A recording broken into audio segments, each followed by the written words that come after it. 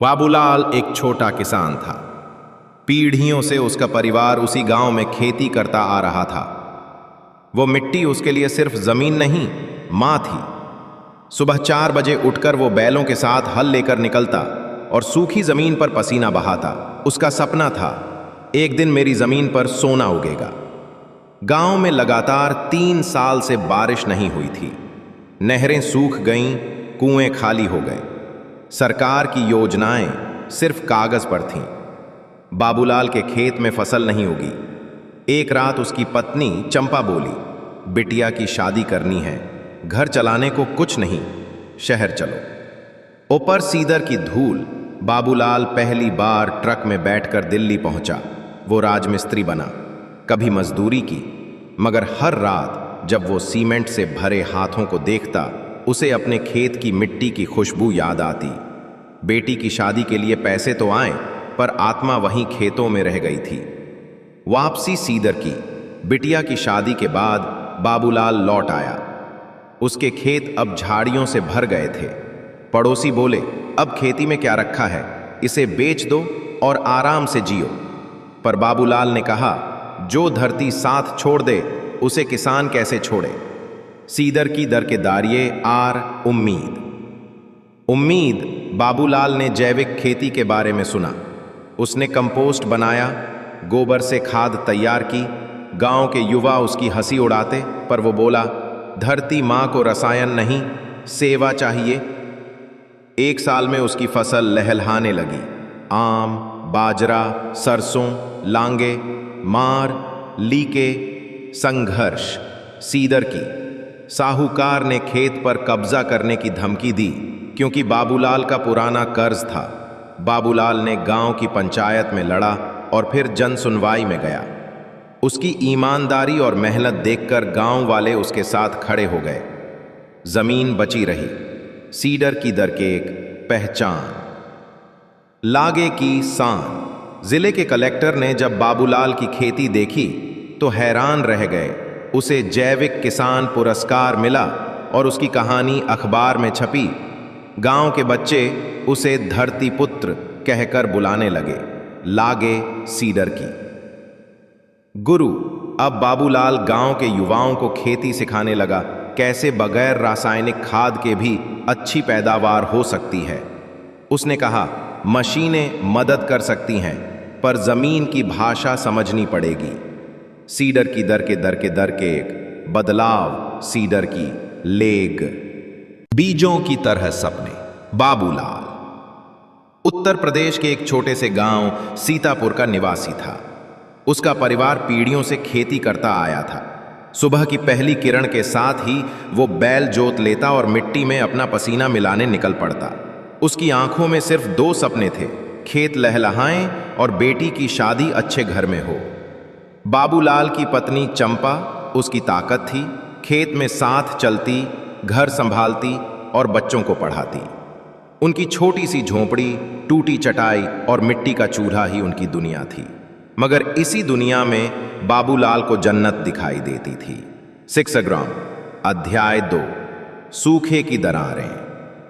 गांव में 3 साल से सूखा पड़ा था। न कुएं में पानी बचा था, न आसमान में बादल। बाबूलाल के खेत दरारों से भर गए।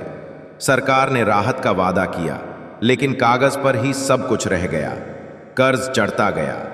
एक दिन चंपा बोली, बिटिया की शादी करनी है, अब खेती से पेट नहीं भरता, शहर चलो। बाबूलाल की आत्मा कांप गई। मिट्टी छोड़ना जैसे मां को छोड़ना था, मगर मजबूरी के आगे किसान भी झुकता है। 6 अध्याय 3। शहर की धूल। बाबूलाल दिल्ली गया। पहली बार ट्रक में बैठा। पहली बार ऊंची इमारतें देखी। एक ईंट भट्टे पर काम मिला। दिन रात मेहनत की, हाथों में छाले पड़ गए, लेकिन बिटिया की शादी के लिए रुपया जो जोड़ना था। 19। शहर की भीड़ में उसकी आंखें अक्सर खेतों की हरियाली ढूंढती थीं। उसे चंपा की वो बात याद आती, धरती मां की गोद से बढ़कर कोई नहीं। 6 अध्याय 4। मिट्टी की पुकार। शादी के बाद वो वापस लौटा। खेत अब बंजर हो चुके थे। गांव वालों ने कहा, बेच दे खेत, कुछ नहीं बचेगा इसमें। बाबूलाल ने जमीन को छूकर कहा, यह मेरी माँ है, इसे कैसे बेच दूं? उसने फिर से खेती शुरू की। इस बार वह परंपरागत तरीके छोड़ जैविक खेती की ओर मुड़ा। गोबर, कंपोस्ट और प्राकृतिक कीटनाशकों से वो जमीन को फिर से जीवंत करने लगा। 19 सिक्स अग्लाउंड। अध्याय 5 नई राह। गांव के लोगों ने उसका मजाक उड़ाया। बाबूलाल पागल हो गया है, खाद और कीटनाशक के बिना फसल नहीं होती। पर बाबूलाल ने हार नहीं मानी। उसने धीरे धीरे कुछ फसलें उगाईं, मूंग, बाजरा और सब्जियां। शहर के एक एनजीओ ने उसकी मदद की। जैविक उत्पादों के लिए बाजार मिला। बाबूलाल का आत्मविश्वास लौटने लगा। अब गांव के बच्चे भी उसकी खेती देखने आते थे। अध्याय 6 आंधी और संघर्ष। एक रात जोरदार आंधी आई। खेत में लगी फसल बर्बाद हो गई। बाबूलाल टूट गया। बैंक ने कर्ज की किस्त के लिए नोटिस भेजा। गांव के साहूकार ने खेत लेने की धमकी दी। बाबूलाल ने हार नहीं मानी। उसने पंचायत में गुहार लगाई, फिर जिला अधिकारी के दफ्तर गया। मीडिया ने उसकी खबर चलाई। गांव वालों ने मिलकर उसका समर्थन किया। उसका खेत बचा लिया गया। अध्याय 7 सम्मान की फसल। जिले के कलेक्टर ने जब बाबूलाल की खेती देखी तो प्रभावित हुए। उसे राज्य सरकार से पुरस्कार मिला। उसका नाम अखबारों और टीवी में आया। वो गांव का हीरो बन गया। बाबूलाल ने अब युवा किसानों को सिखाना शुरू किया, कैसे जैविक खेती से आमदनी बढ़ाई जा सकती है। उसने कहा, मिट्टी को समझो, वो तुम्हारा साथ कभी नहीं छोड़ेगी। अध्याय 8 विरासत। बाबूलाल अब बूढ़ा हो चला था। एक दिन उसका पोता खेत में आया और बोला, दादा, जब मैं बड़ा हो जाऊंगा तो क्या मैं भी किसान बनूंगा? बाबूलाल ने उसे गोद में लिया और कहा, बेटा, ये खेत सिर्फ जमीन नहीं, ये हमारी पहचान है। इस मिट्टी में मेहनत मिलाओ तो ये सोना उगलेगी। गांव में अब बदलाव आ गया था। युवा अब शहरों से लौटने लगे थे। बाबूलाल की प्रेरणा से गांव आत्मनिर्भर बन गया था। अभी तक लाइक और सब्सक्राइब नहीं किया। अध्याय 1 सूनी जमीन, सूने सपने। राजस्थान के एक छोटे से गांव धर्मपुरा में हरिओम नाम का किसान अपने पूर्वजों की जमीन पर खेती करता था। पर अब वो जमीन बंजर हो चुकी थी। बारिश सालों से नहीं हुई थी। कर्ज की रकम दिन ब दिन बढ़ रही थी और गांव वाले धीरे धीरे शहरों की ओर पलायन कर रहे थे। हरिओम सुबह से शाम तक खेत जोतता, जबकि लोग उसे पागल कहते थे। इतनी सूखी जमीन पर क्या उपजेगा? लेकिन हरिओम का विश्वास था, धरती मां को कभी छोड़ा नहीं जाता। अध्याय 2 उम्मीद की पहली फुहार। एक दिन गांव में एक एनजीओ आया जो प्राकृतिक खेती पर काम करता था। वे किसानों को बीज, सौर संचालित पंप और मुफ्त प्रशिक्षण देने लगे। हरिओम ने सबसे पहले नाम लिखवाया। उसने अपने बेटे अर्जुन को भी खेती में जोड़ लिया। अर्जुन पहले इंजीनियर बनना चाहता था, पर अब पिता के साथ सपनों को सींचने लगा। अध्याय 3 संघर्ष की जड़ें। शुरुआत आसान नहीं थी। बीज डाले गए, लेकिन 2 महीने तक बारिश नहीं हुई। गांव वालों ने फिर ताना मारा, पिता पुत्र दोनों ही मूर्ख हैं। हरिओम ने जवाब दिया, जिस दिन ये जमीन मुस्कराएगी उस दिन मेरी आत्मा भी हंसेगी। बैल नंदू भी बूढ़ा हो चला था, लेकिन जब हरिओम थक जाता, नंदू अपने आप हल खींचता, जैसे उसे भी उम्मीद थी कि यह खेत एक दिन लहलहाएगा। अध्याय 4 नई खेती, नया सपना। तीसरे महीने में बारिश हुई, हल्की ही सही, लेकिन जमीन की पपड़ी टूटी। हरिओम और अर्जुन ने जैविक खाद, कीट नियंत्रण और मल्चिंग का प्रयोग किया। धीरे धीरे खेत में हरियाली छाने लगी। पहली बार खेत में मोरिंगा और अरहर की फसल खड़ी हुई। गांव के कुछ बुजुर्ग चुपचाप खेत देखने आने लगे। अध्याय 5 बदलाव की हवा। फसल बेचने के लिए उन्हें शहर जाना पड़ा। वहां एक बायो स्टोर ने उनकी जैविक दालों को दुगने दाम में खरीदा। पहली बार हरिओम के हाथ में इतनी बड़ी रकम आई। लेकिन उसने नया मोबाइल नहीं, नए बीज, सौर बोरवेल और टपक सिंचाई खरीदी। अध्याय 6। गांव जागा। अब गांव के बाकी किसान भी हरिओम के खेत देखने लगे। कई लोगों ने उनसे बीज मांगा। हरिओम ने कहा, बीज तो दूंगा लेकिन भरोसे के साथ बोना पड़ेगा। गांव में खेती का बनने लगा। शहर गए नौजवान भी वापस लौटे। अध्याय 7। पुरस्कार और पहचान। हरिओम को राज्य सरकार ने उद्यमशील किसान सम्मान से नवाजा। टीवी चैनल वालों ने इंटरव्यू लिया। पूछा गया, आपने इतनी बंजर जमीन में कैसे फसल उगाई? हरिओम मुस्कुराया, मैंने धरती मां को छोड़ा नहीं, उसने मुझे सींच दिया। अध्याय 8। नंदू की अंतिम यात्रा। एक दिन बैल नंदू खेत के बीच में गिर पड़ा। हरिओम दौड़ा, उसकी आंखों में आंसू थे। नंदू ने एक बार हल की तरफ देखा, फिर आंखें मूंद लीं। उसकी समाधि खेत के बीच में बनी। वहां अब हरिओम ने पीपल का पेड़ लगाया। अध्याय 9। अर्जुन की उड़ान। अर्जुन ने खेती के साथ एक स्टार्टअप शुरू किया, ग्राम ग्रो, जो गांवों में जैविक उत्पाद बेचता था। विदेशों से ऑर्डर आने लगे। अब वह अपने पिता के संघर्ष को दुनिया को दिखा रहा था। अध्याय 10। धरती पुत्र का सपना। अब धर्मपुरा एक आदर्श गांव बन चुका था। हरिओम को अब किसान नहीं, लोग धरती पुत्र कहने लगे थे। उसका सपना था, हर बच्चा खेती से भागे नहीं, उसे अपनाए। हरिओम ने खेत की मिट्टी को उठाया, माथे पर लगाया और कहा, इस मिट्टी में ही मेरा स्वर्ग। प्रस्तावना। गांव के छोर पर एक पुराना पीपल का पेड़ खड़ा था। उसकी छांव में अक्सर बैठा दिखता था एक मोटा गठीला सांवला किसान। नाम था गंगाराम। लोग उसे कभी मोटा किसान कहकर चिढ़ाते, कभी हंसी उड़ाते, तो कभी आदर से धरती पुत्र कहकर पुकारते।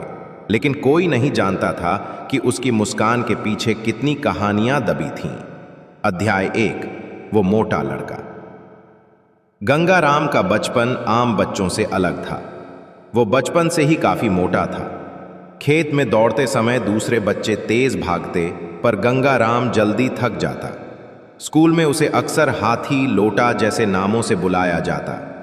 मगर उसकी मां सरस्वती हर शाम उसे अपने मोटे हाथों से प्यार से दुलराकर कहती, गंगा बेटा, मोटे शरीर से नहीं, मोटे दिल से इंसान बड़ा बनता है। ये शब्द गंगाराम के मन में बीज की तरह बैठ गए। अध्याय 2। खेत का वारिस। गंगाराम जब 18 साल का हुआ, उसके पिता की तबीयत बिगड़ गई। अब घर की सारी जिम्मेदारी उसी पर थी। उसने स्कूल छोड़ दिया और बैलों के साथ खेत में उतर गया। उसकी मेहनत की शुरुआत आसान नहीं थी। मोटे शरीर में जल्दी थकावट आती, पीठ दर्द करता, लोग ताने मारते, अरे मोटे, हल नहीं उठेगा तुझसे। पर गंगाराम चुपचाप करता रहा। वो सुबह 4 बजे उठता, बैलों को चारा देता, खेत में हल जोतता और दोपहर में खाट पर थोड़ा सुस्ता कर फिर काम में जुट जाता। धीरे धीरे उसके खेत सबसे उपजाऊ होने लगे। अध्याय 3। बदलाव की फसल। एक साल गांव में सूखा पड़ा। ज्यादातर किसानों की फसलें बर्बाद हो गईं। लेकिन गंगाराम ने कुछ नया किया। उसने पहले ही बारिश से पहले जमीन में नमी रोकने के लिए जैविक खाद और गोबर से मिट्टी की पकड़ मजबूत की थी। जब बरसात देर से आई, तब भी उसके खेतों में हरियाली बनी रही। लोग हैरान थे। गांव का प्रधान खुद आकर बोला, गंगाराम, तू तो सच में खेतों का डॉक्टर निकला। अध्याय 4। मोटा किसान बना मिसाल। अब वही लोग जो उसे मोटा किसान कहकर चिढ़ाते थे, उसके पास सलाह लेने आने लगे। गंगाराम ने अपने खेत में जैविक खेती, ड्रिप सिंचाई और परंपरागत बीजों का उपयोग शुरू किया। उसने गांव के बच्चों को खेती के गुर सिखाने के लिए एक खेत पाठशाला शुरू की, जहां वो कहता, किसान सिर्फ फसल नहीं उगाता, देश का भविष्य बोता है। अध्याय 5। संघर्ष और सम्मान। गांव के पास एक बड़ी कंपनी आई जो किसानों की जमीन खरीदकर फैक्ट्री लगाना चाहती थी। कंपनी ने गंगाराम को लाखों का ऑफर दिया, पर गंगाराम ने कहा, जमीन कोई माल नहीं, ये माँ है, इसे मैं बेचना नहीं सींचना जानता हूं। जब ज्यादातर किसान डर गए, तब गंगाराम ने अदालत में केस लड़ा, गांव की पंचायत को संगठित किया और आखिरकार कंपनी को पीछे हटना पड़ा। अध्याय 6, दिल से मोटा, सोच से ऊंचा। समय बीता। गंगाराम अब 45 साल का हो चुका था। उसका शरीर और भी भारी हो गया था, पर अब लोग उसकी चर्बी नहीं, उसकी मेहनत देखते थे। वो हर साल गांव में किसान दिवस मनाता और युवाओं को प्रेरित करता, खेत में हल चलाने वाला हाथ कभी देश नहीं झुका सकता। अध्याय 7, अंतिम संदेश। एक दिन गंगाराम अपने खेत में काम करते हुए अचानक बैठ गया। गांव वाले दौड़े। उसके चेहरे पर पसीना था, लेकिन आंखों में चमक। उसने पास खड़े अपने शिष्य को कहा, मेरी मिट्टी को कभी मत बेचना, यहां मेरा पसीना नहीं, मेरी आत्मा है। वो उसकी आखिरी फसल थी। कुछ महीनों बाद गंगाराम इस दुनिया को अलविदा कह गया। उपसंहार।